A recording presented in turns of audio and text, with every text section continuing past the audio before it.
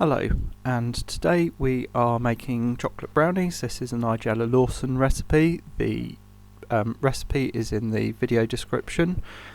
I have started by mixing together 190 grams of unsalted butter with 190 grams of dark cooking chocolate.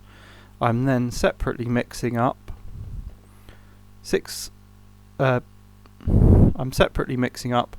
3 eggs with 250 grams of caster sugar. To that I am then adding half a tablespoon of vanilla extract, half a teaspoon of salt, and 115 grams of plain flour. This is then all mixed up together.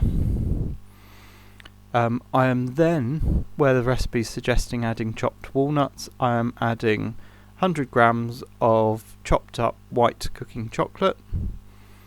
That is then going into a preheated oven at 180 degrees C, gas mark 4, for 25 to 30 minutes. The tin is 17 by 23 centimetres. And I think it's come out quite nicely.